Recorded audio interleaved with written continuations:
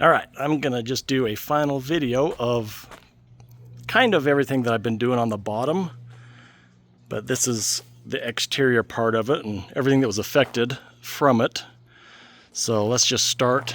This front part I'm actually gonna do next winter, so it will get all done in aluminum. So this stuff down here, right there, and on the other side, that'll all match when I get that all finished off. So that's the bottom part I did. And it's all painted. And by doing that, I actually added some deeper storage. And then inside of the storage, I put in this 1/2-inch foam just to kind of keep things from, if they're bouncing around, it doesn't create a dent. And there's my valves there. And my solar system brain right there. Here's the compartment that I created a holder for my hoses here. Just kind of 3D printed a little post that goes up in there, holds all that. There's a transfer pump that I have. I have a tank in my truck that I can fill up the fresh water. I can just hook a hose up to that and transfer the water in. This is my winterizer connection to suck up the antifreeze. And these two things are, as it says, tank and pipe. I hook up a quick connect hose, which is this thing. And then it's hooked to a washout. And then I can wash out. This goes the pipe that comes right out of the black tank. And then that's the tank wash. And I have 2 black tanks. So there's one there and there's one in the back that I'll show you in a minute. Down here is actually where I have my pump mounted for that transfer tank right there. I just pull this yellow hose out. I can put it up into here. I can either fill it in the factory 60-gallon or the auxiliary 140-gallon water. And then I have my black pipe right inside of here. It actually goes inside of the compartment here and drains back in that wheel well. I had to make these doors because nobody makes a bent door. I've got motion sensor lights under here, so when you open it up, you can see what's going on.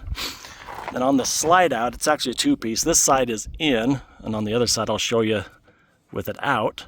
So this stays stationary, and then what slides out, this comes out, and I've got a automotive seal that goes around there and fits against the hard side there.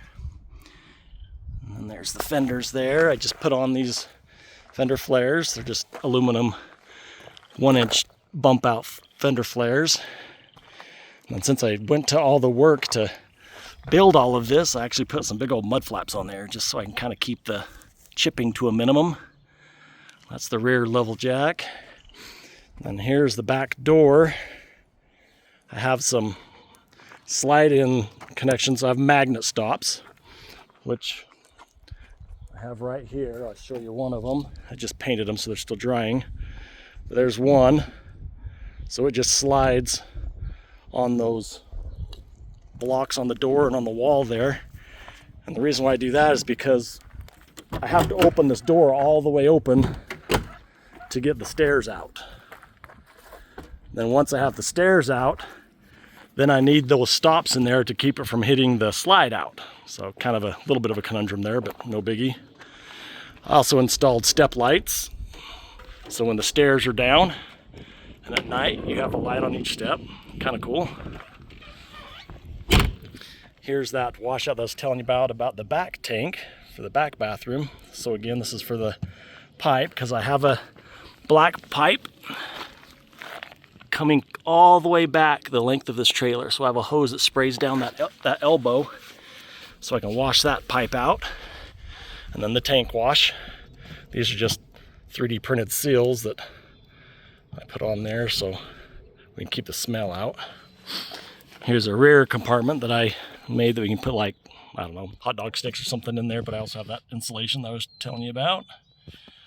So it's got a bit of a bounce area there. And then coming back here, this back aluminum part I did before last year, so 2 years ago. And up there, that's the end of my solar system, and I have a bar there to hook my ladder on. So here's the ladder in the storage compartment that I have on the back of the trailer. So I can just put the ladder in there. And I have a 3D block that slides in that compartment to kind of help stabilize the ladder. Here's the slide that's out, so we can show you how this molding works. So there's that molding there, and then it slides in, and that's the stuff that stays permanent.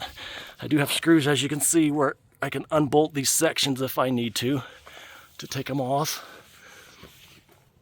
I'll come around here. And another thing I added is when you fill these water tanks, as some of you probably know, it's hard to displace all the air that's in there.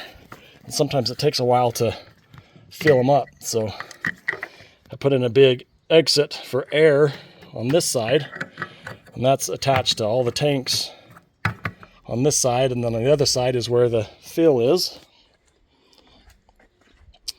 Here's the magnet things for this side. They're just flat, but they do have to kind of float so the magnets can fit flush in there properly.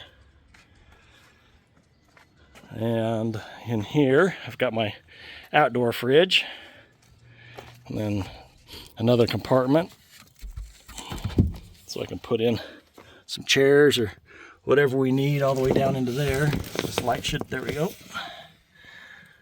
So that can slide out of there. And this just covers here so I can use that area if I need to. That's the pass-through storage there.